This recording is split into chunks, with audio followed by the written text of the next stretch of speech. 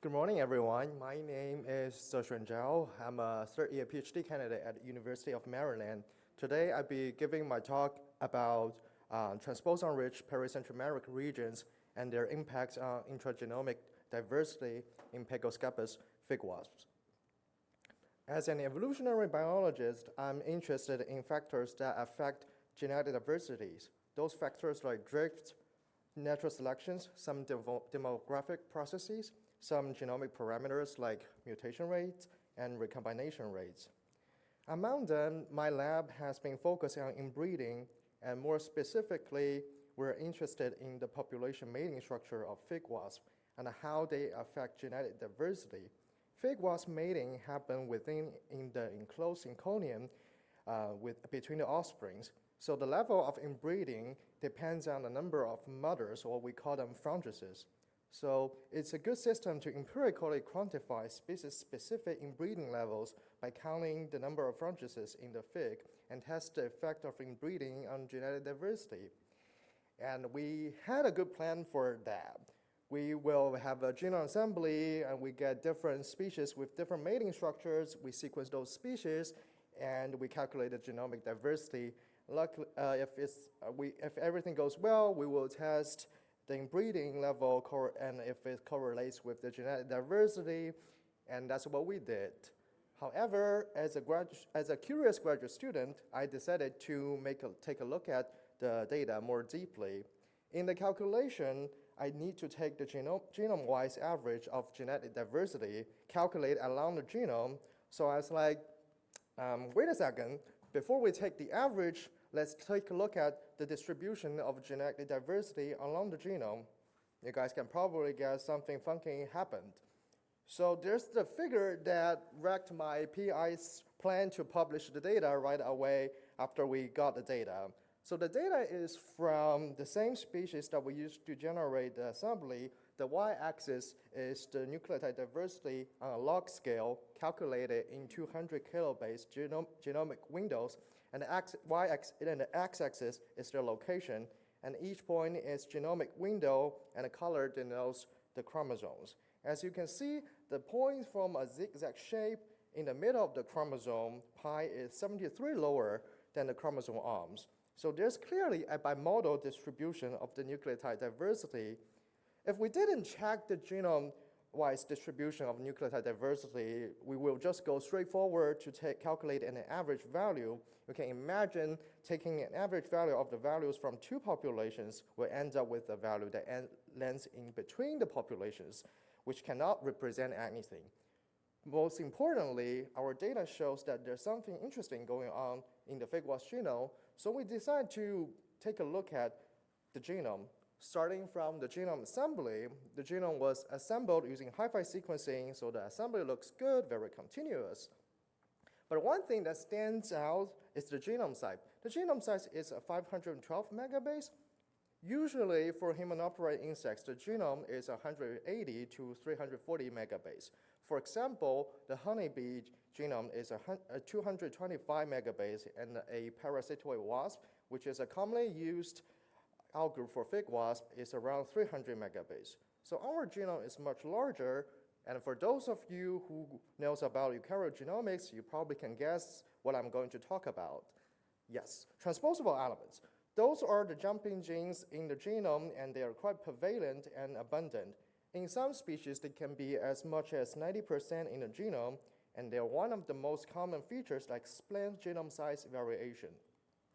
And indeed, we annotate the genome using EDTA pipeline, and the genome does have more transposable elements.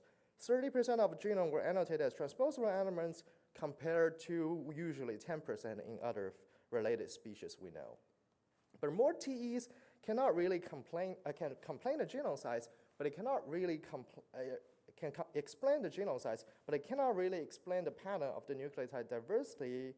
But what about now? The upper plot shows the TE density distribution along the genome, which is measured by the proportion of nucleotide in a window that is annotated as transposable elements. As you can see, TE density also form a zigzag shape, and the pattern matches with the nucleotide diversity when I align those two plots. In the middle of the chromosome, on average, 56% of the base pairs are transposable elements, while on the arms, they are only 10%. The position of those regions are so consistent across chromosomes that reminds me of the karyotype of the fig wasp. There's rarely any people doing karyotyping now, but we are lucky to find this paper that studied the karyotype of a related fig wasp, and it showed that the fig wasp chromosomes are mostly metacentric.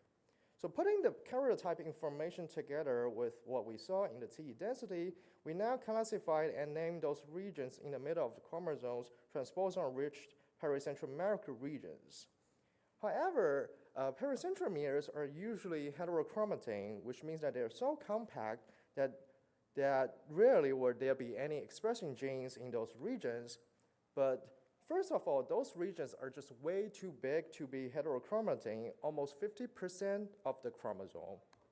Also, those regions are full of genes. You are looking at 5 chromosomes on the y-axis and the genomic coordinates on the x-axis, and each blue or red line is a boost code. Boost codes are benchmarking universal single copy orthologs, which means that they are evolutionarily important and are also likely to be physiologically important genes like housekeeping genes. So the position of the boost code demonstrate that the transposon-rich pericentromeric regions are full of important genes, meaning that those genes are likely expressing in those regions. So you may also wonder, if those regions are full of transposable elements and they have similar amount of genes as other regions, how can that be possible? It turns out that those genes do not take a lot of space in the genome, and TEs can insert themselves into the intron of genes. On the plot, the red lines are boost codes that are more than twice as large as their orthologs in the alt group, which are mostly due to TE insertions. So to summarize what I have discovered, we found that the genome size of fig wasp is larger due to the TEs, and the TEs are enriched around centromeres in those regions we call transposon-rich pericentromeric regions. Those regions are not likely to be heterochromatin because they are full of genes. And most important to the evolution of the genome, nucleotide diversity is significantly lower in those regions. So these findings brings us a new question. Why is nucleotide diversity lower in transposon-rich pericentromeric regions compared to the other regions? We are still at a very early stage in investigating this pattern, but I'm going to share some of our early results. So if I go back to the first slides, we'll notice 2 factors that may create some systematic intragenomic genetic diversity, mutation and recombination. And the effect of mutation is very straightforward. If the mutation rate is low, there will be less genetic diversity. So we hypothesize this way and use synonymous divergence to test this hypothesis. We annotated the gene sets and compared those genes with their orthologs in another fig wasp species and calculated the synonymous divergence. It's indeed lower in transposon-rich pericentromeric regions, supporting that lower mutation rate could contribute to lower diversity. What about recombination? Recombination affects genetic diversity through Hill-Robertson interference effect. When linkage is high, any locus under high selection will let the genetic diversity of the entire region goes down. So the region goes through repetitively lower genetic process that let down the genetic diversity. So my second hypothesis is that lower nucleotide diversity in those regions is due to lower recombination rate. To test this hypothesis, I use third codon position GC content to estimate recombination.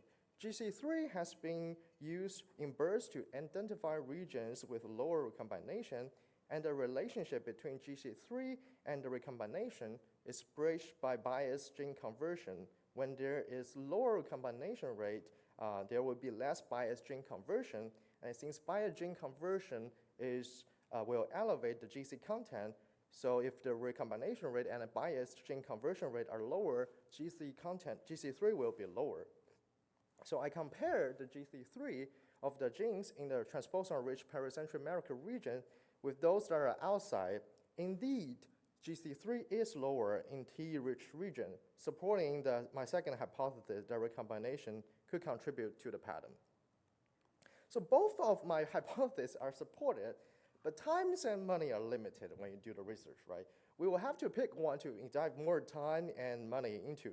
So I put both of those variables into a machine learning model and let the model decide which one is more powerful.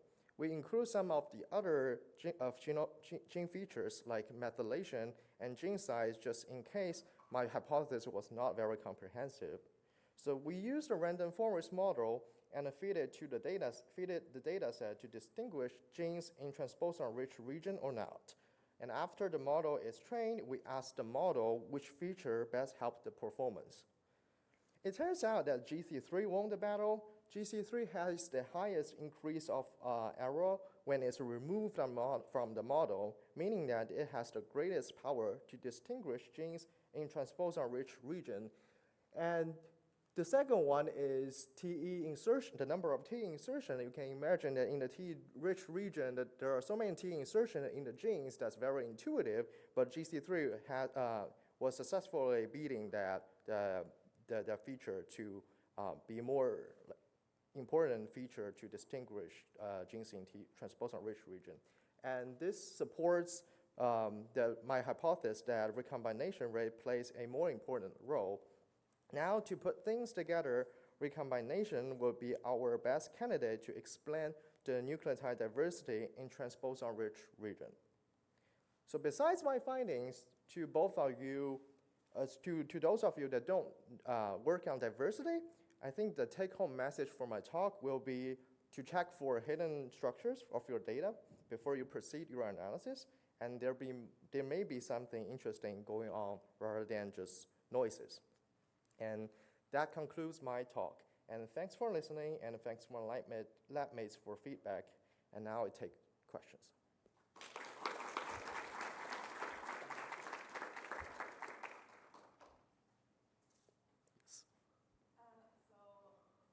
So how many chromosomes do the thick wasps have? And do you find these TE-rich regions on every chromosome, or are they exceptions? There are 5 to 6 chromosomes. There's one super small chromosome that is like, we are still debating because we don't have the karyotype of our specific species. But for the rest 5, there are more than 80 megabases, so they are like the size within the consideration. The T's are all there. Damn. Yes, the T are all there. So the T densities are very consistently high in the centromere, pericentromere regions of those 5 chromosomes. So this is a very consistent pattern. And we also look at the different superfamilies, and the superfamily, there's no like any chromosome that's super enriched by any superfamilies.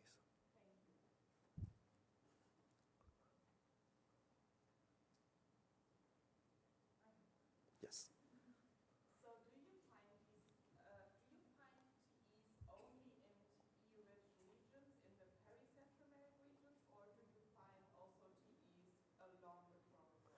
So the T is along the chromosomes, but in the arms of the chromosome, there's only 10% of them, but in the pericentromere is 56%, and the transition between 10% to 56% is very drastic. We did some preliminary analysis. It seems like the chromosome on the chromosome arms, the T's are younger, but the estimation of T age is very hard, so we're not very trusting that. But there's something going on to separate the 2 different environments.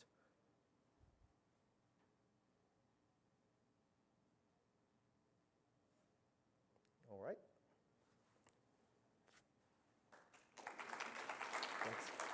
Okay. Thank you. Thank you, everyone, for coming to my talk titled Cosmopolitan Gene Families with Known Functions are Hotspots for the Evolution of Novel Genes in Stony Corals.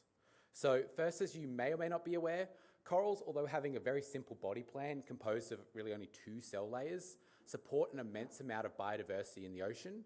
This is mainly because they can biomineralize, so they can form hard deposits that then form 3D structures that other organisms can live on or around, and because they host symbiotic algae that obviously produce photosynthate, so products from photosynthesis, that not only support corals in their biomineralization, but support other organisms sort of all around the coral, and so feed other trophic levels. And that really supports what we expect to see in coral reefs, which is this immense amount of biodiversity in a very dense location. Now, corals, like I said, they support this diversity, but they do so through the interaction with their symbiotic algae, which are quite sort of diverse and have quite a bit of complexity in and of themselves. So their genomes can often be bigger than that of the coral, and they encode many more genes. And corals compose quite a significant prokaryotic microbiome, which again is composed of many, many different species from many, many different phyla that encode a great diversity of genes. So as I hope I give the impression that the coral holobiont, as it's termed, so it's the assemblage of the coral plus all of its other organisms that are associated with it, have quite an immense amount of genomic and genetic diversity within. Now, unfortunately, most of the reasons that we know about corals is because of the ongoing problems with climate change and coral bleaching. And so there's been a lot of effort and a lot of interest in people really understanding sort of why coral reefs sort of degrade over time because of climate change. And once we understand that process, how we might go about mitigating the effects of climate change and hopefully sort of changing the direction of their decline. Now, like I said, because of this immense amount of interest, there's been thousands of genome and transcriptome data sets that have been produced for corals. Most of these, of course, are comparative and expression studies that focus on genes with annotatable functions, right? So we want to know what's going on with the cell cycle, central metabolism, cytoskeleton, et cetera, et cetera. However, there's a significant amount of proteins without annotations, which people often term dark or orphan proteins and genes, that actually a significant proportion of the data set that will often come up in your expression or comparative analyses, but just get sort of ignored because we don't know what they do. Now, in corals, very conservatively, this can be anywhere from about 10% of the genes are these dark genes, so unannotatable. In the symbiotic algae, this can be anywhere up to 36%. And generally in the environment, so this includes the prokaryotic microbiome, this can be anywhere between 30 to 50% of proteins. We are not able to ascribe a function to them, right? So again, they just kind of get ignored. And this is a problem that's persistent across all organisms, even including humans. There are still many genes that we don't fully know what they do, and that's a very well-described model system. So really, this is kind of a massive blind spot in how we understand these organisms, and really something that we need to put more sort of interest into, since, as I hope it's kind of apparent to people, that we study these organisms because they are functionally unique and they have a very important sort of role in the ecosystem. And so it doesn't make a lot of sense to only study the things that are common across organisms. If you want to understand what makes them unique, you need to understand the things that are unique within them, and that is often these dark genes. So the way I went about trying to sort of penetrate this problem is by taking 120 high-quality genome and transcriptome data sets from cnidarians, so this includes hard corals as well as soft corals and many other different groups of organisms, as well as several outgroup species, and built author groups from that, and then annotated those author groups as either being dark, or in this case, I term them light, so these are basically things that we know the function of. So we have the dark author groups that we don't know, light author groups that we do. Then in this analysis, I came up with the number about 11.5% of proteins can't be annotated. This is a very conservative metric, so the number's likely much higher. And with that data set, I then started to ask questions. All right, can we use the extensive amount of expression data that we have available to sort of define some potential role that these genes have? Can we use protein structure to help? And can we use something like remote homology to try and get at their evolution? So looking first at gene expression, I just simply looked at the proportion of differentially expressed genes that are either dark or light across different data sets to see if there was any particular bias. I assume that if dark genes are really not doing anything really interesting, their proportions will be roughly similar to that to the annotated genes. And what I find is that under certain conditions, sort of the null hypothesis is true, that the amount of dark genes and light genes, so the purple and orange bars, are roughly similar, but under certain conditions, you see higher proportions of dark genes than light genes, suggesting that they may have a particular role only under particular stress scenarios. And when I look at cell type expression data, I find that in, for instance, the hard coral Stylophora pistillata, that the calicoblasts, so these are the cell types that have evolved within hard corals to do the actual deposition of their hard skeleton, that they have a higher proportion of dark genes in their cell types than light genes. This is shown here by the taller purple bars than orange bars, suggesting that this novel cell type in this lineage may be partially explained by sort of the increase in these dark gene proportions. And I see this in other groups as well. So the Hydra, which is this soft-bodied hydroid organism, in the cnidocytes, which are their stinging cells. So you see that there are some subcell types that have high orange bars, suggesting that they have a high proportion of light gene activity, versus those that have high proportions of the dark genes, so the purple bars, suggesting that those are actually, that the sub-differentiation of these cell types may be driven by dark genes, suggesting that while you might have these very well characterized cell types that have majority of these light genes, the expansion of these cell types may be driven by these novel gene families. Now, looking now at protein structure, so I used AlphaFold 2, so the large language model for protein structure determination. I took 271 of my best dark gene families and tried to define if they had any structure based off AlphaFold 2. So out of the 275, only about 45 had high confidence structures based off this PLDDT score, which is basically AlphaFold's way of giving confidence, which means that the majority, in fact, had very low confidence, which is this sort of squiggly structure that I show on the side, meaning that AlphaFold really didn't know how to fold that protein. Now, this could mean that they have novel combinations of folds that AlphaFold hasn't seen before, or that they are generally structurally disordered, or that they may be missing certain ligands that are required for their folding structure, meaning again that they might be quite important in this organism, but we really have no way of defining what they're actually doing. But of the ones that did have high confidence, our collaborator Eric Kolchek from Rutgers University took 5 of them and compared them against PDB to see if they do actually have, they sort of have the same fold structures we'd expect based off known crystal structures, and if that can tell us something about their putative functions. So I don't have time to go through all of them, but just some highlights. So he found that one of the proteins had relation to this epidiamond-like blue carotenoid protein, which is known to give the bluish color to some marine sponges. So potentially what we have is this dark orthogroup, so this dark gene family, that may be a novel fluorescent protein in corals. And what I'm showing, so I'm showing the gene structure on the right-hand side. On the left-hand side is the comparison to the crystal structure in the number of angstroms difference in terms of the folding pattern. So in this case, blue is better because it means that that folding pattern produced by AlphaFold is more similar to the crystal structure than not, suggesting that this may actually be a novel sort of fluorescent protein. And another one was just this mitochondrial ribosome-like protein. And the key thing to sort of look at here is the fact that this one, once you align their structures, you can infer the percent sequence similarity. This one, once you align their structures, only had around 19.5 sequence percent ID, suggesting that that's probably why we couldn't define a function based off sequence searches, is because it has evolved beyond the point where homology detection tools can actually define that link. So generally, tools like BLAST can get you down to around 25 to 30% sequence identity, and beyond that, it's kind of the twilight zone where they cannot ascribe homology.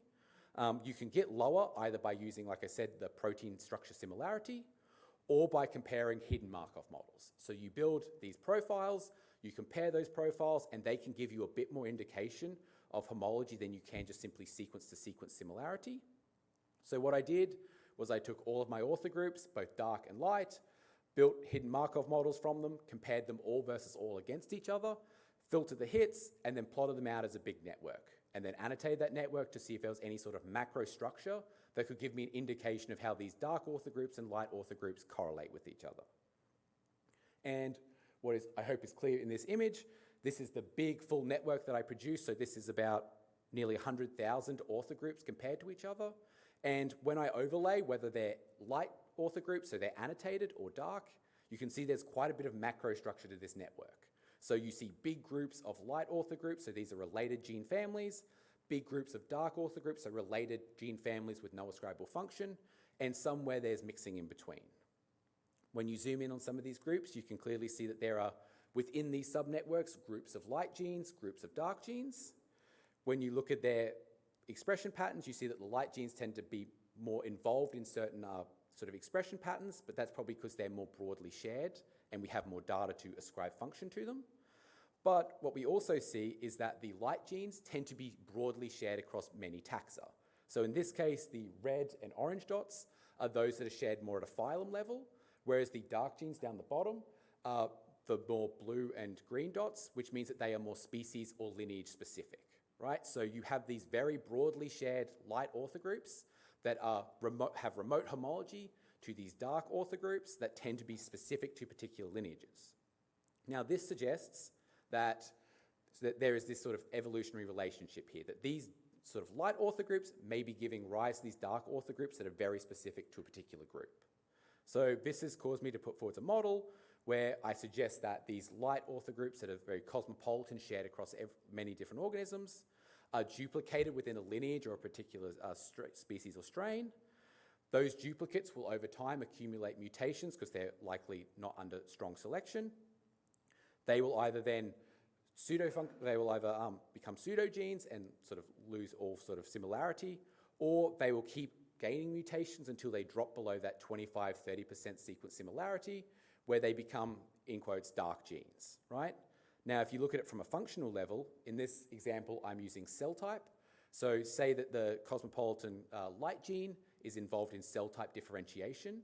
So once that gene duplicates, as those genes gain mutations, they can then either, like I said, pseudogenize out and be lost, or that frees them up to then take on alternative roles, which in this case may be sort of differentiate into a different cell type, right? So what does this mean in conclusion? This means that these sort of well-conserved coral-specific dark genes are involved and often enriched in stress response and particular cell types. Again, like the calicoblasts that are very specific to hard corals, may have arisen through this sort of evolution of dark genes. That many dark genes, although they have high confidence of alpha fold 2 structures, we can define some similarity to known structures, but many of them don't have the right definable structure, so we need to actually do crystal structure on them. And that remote homology analysis suggests that many dark genes may originate from these broadly shared cosmopolitan light gene families through this continual cycle of gene duplication, neofunctionalization, and then retention or pseudogenization. And then I suggest that this may be the driving force behind many evolutionary transitions, such as, again, what we see in hard corals. Now, the next steps for this project are to explore dark gene family evolution in additional monophyletic groups that have undergone these transitions to see how these genes act in those situations, to do heterologous expression of the genes, structural determination, and functional characterization of the ones that I just showed you, and to expand this analysis to other ecologically important lineages, such as terrestrial crops, algae, especially the ones people use for biofuel, as well as virus and pathogens. Now, of course, this work wouldn't be possible with the people who funded it, as well as the members of the Bhattacharya Lab and Professor Bhattacharya himself. So if this is the end of my presentation, if there's any questions, I'm happy to answer them in the time we have left.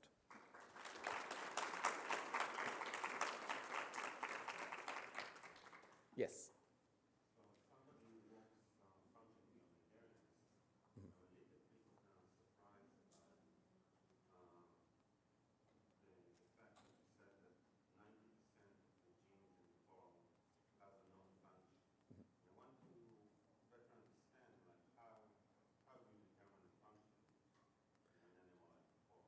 That's a good question. So yeah, the question is, how would you determine the function in an animal like a coral, and that why was it so high in the case that I showed 90%? So as I said, that was a very conservative estimate. So I basically constructed these orthogroups, compared them against NR, and said anything with a name that wasn't unknown is considered to have a putative function, right? So I was being very broad in saying, if we can vaguely guess that that does something and it has a name, then I consider that to be annotated. Things that we have no basis for guessing what it could possibly be, I consider to be dark in this case.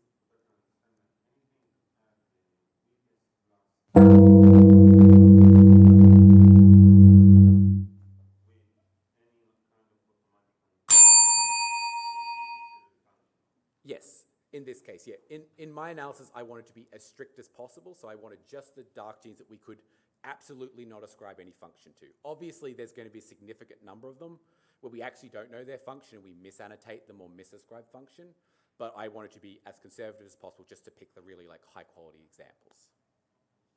Yeah, great. Thank you all.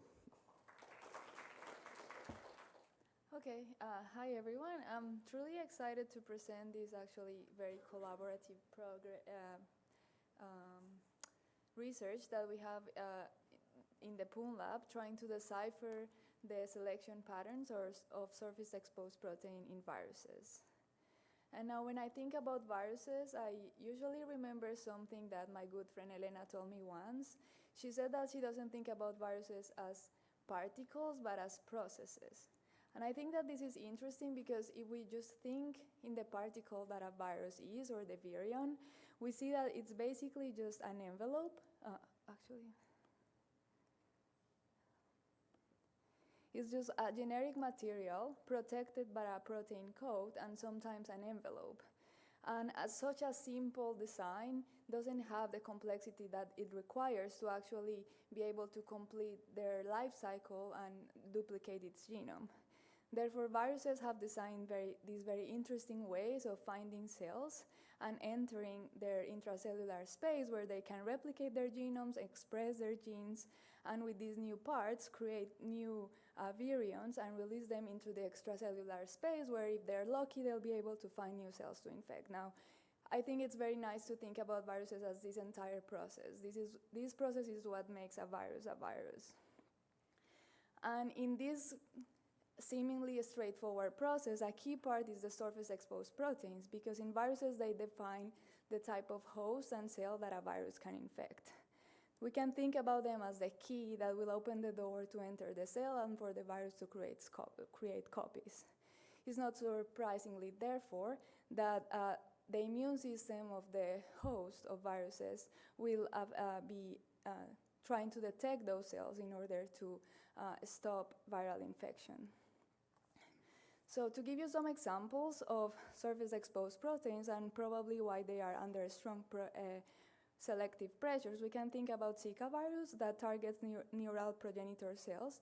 And it was first discovered in non-human primates in the Zika forest of Uganda. Now, in order for this virus to be able to infect humans, it had to modify some proteins in its envelope. Another well-known example for us now is SARS-CoV-2 that binds the ACE2 receptor using the spike protein, which is this protein here in pink, in its envelope, and is the one that recognizes the cell receptor that is present in many cells in mammals, that cells that are present in lungs, heart, blood vessels, and others. And surface-exposed proteins are also relevant when we talk about this vaccine development.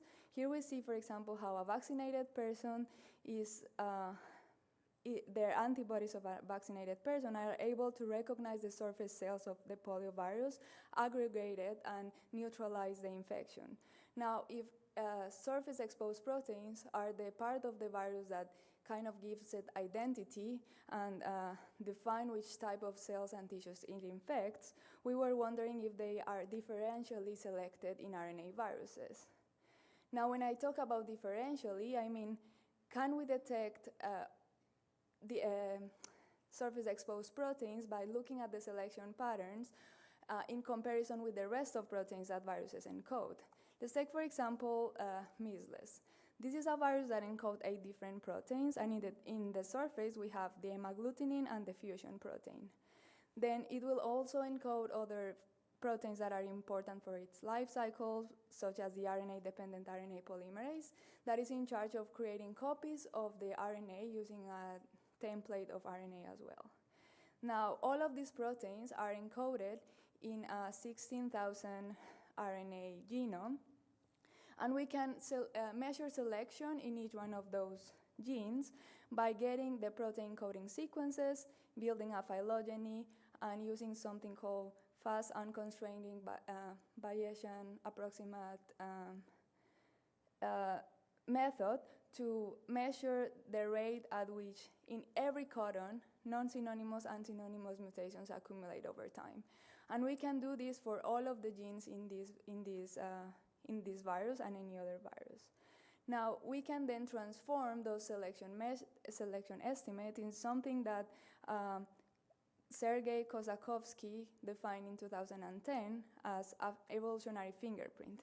And in their paper, they argue that natural selection molds every gene into a unique mosaic of sites evolving rapidly or resisting change, and that we can kind of find these selection patterns by summarizing the distribution of these mutations by accounting synonymous and non-synonymous mutations. So again, we have the codon sites of a protein coding gene, and we have the rates at which synonymous and non-synonymous mutations accumulate.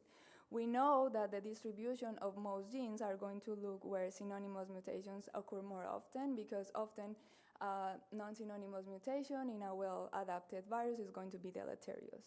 Now we can map this distribution into an evolutionary fingerprint, which is basically a grid where each square represents the amount of codons that fall within certain category.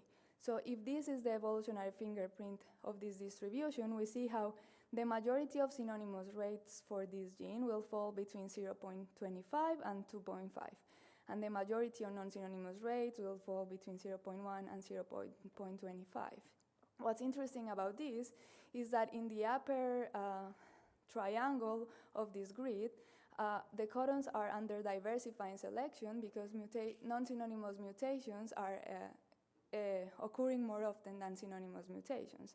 And then in the lower triangle of this grid, we see purifying selection because non-synonymous mutations are often removed from the population.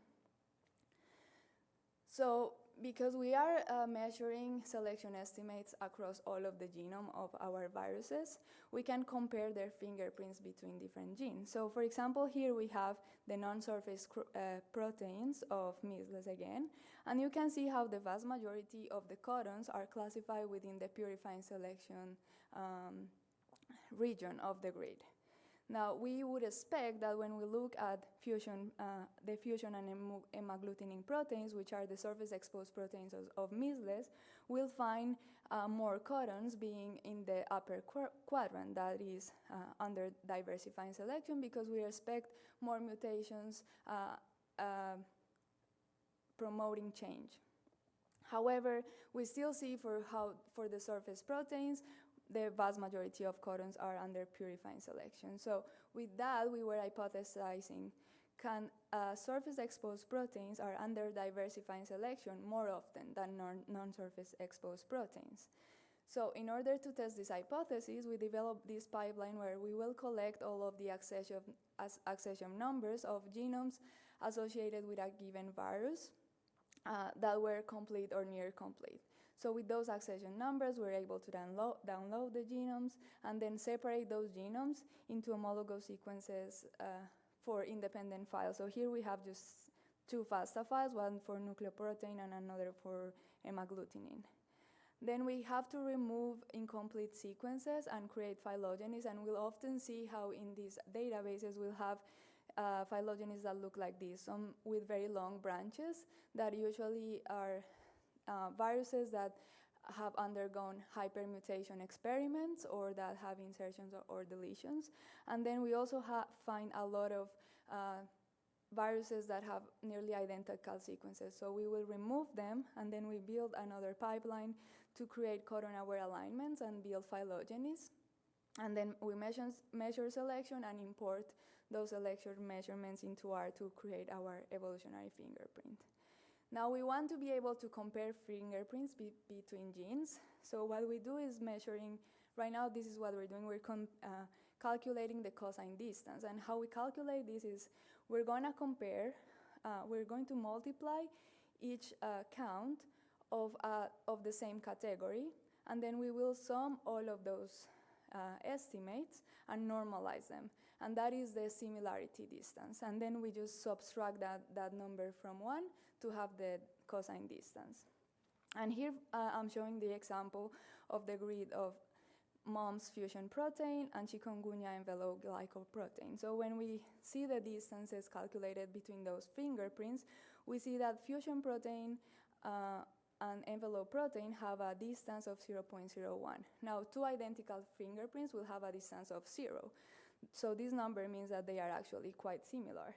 But when we look at that same fusion protein against the protease 2 of chikungunya, we see that that number is 0.71, meaning that those two fingerprints are more diverse. Similarly, with the hemagglutinin of mumps, it is more similar to the envelope glycoprotein of chikungunya, which is a surface-exposed protein, than to the protease 2. But here, of course, just by looking at these fingerprints, you kind of see how, yes, this fingerprint of the fusion protein is more similar to the glycoprotein than this one, but here I'm just hand-picking some contrast results. But what we want to see is if we can actually differentiate surface-exposed proteins from non-surface-exposed proteins by calculating this cosine distance between fingerprints. So what we do now is, of course, at PCA, we reduce this high dimensionality matrix into a lower dimensionality dimension, and this is our result. So here we have our first 10 viruses that we've analyzed that include Zika, measles, mumps, chikungunya, and this is the PCA. So here you see that each point represents one fingerprint, and the ones that have a field square are surface-exposed proteins, and the one that is translucent circles, those are non-surface exposed proteins. So far, not really clustering that we can see, but what it's kind of interesting here is that we don't have clusters by viruses, meaning that not because they come from the same virus, that will mean that they will have similar fingerprints, which is already kind of a nice trend. But we can further dissect this PCA. So in this upper quadrant of the PCA, we see how there's like a small cluster that only has one glycoprotein or envelope surface-exposed proteins.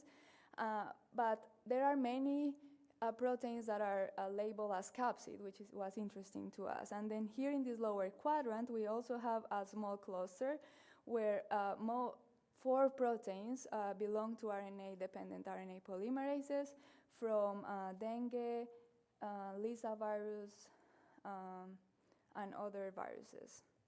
And then more interesting to us was this cluster here that accounted for the majority of our surface-exposed proteins. And we saw how, even though they tend to be clustered, all of the glycoproteins, envelope proteins, hemagglutinin, fusion proteins, all of those surface-exposed proteins are actually very similar to other non-structural proteins from all of the viruses. So actually 15 out of our 21 labeled surface proteins, exposed proteins, are grouped within a region of the PCA that also includes non-surface exposed proteins from all viruses. So in conclusion, this research was motivated by the idea that surface exposed proteins are differentially selected in viruses due to their selective pressures acting on them, and we use the evolutionary fingerprints to compare selections between coding regions of 10 RNA viruses so far. And we do see some grouping patterns of RNA-dependent polymerases and capsid of multiple viruses, but however, we cannot find a definitive clustering pattern or of surface-exposed proteins. But we're not giving up yet. We're going to collect more RNA viruses for other data sets for HIV and influenza, and we would like to use convolutional neural networks to use more characteristics of these fingerprints and not use such a reductionist approach. And with that, I would like to thank all of the members of my lab and the founding sources. And I don't think I have time for questions.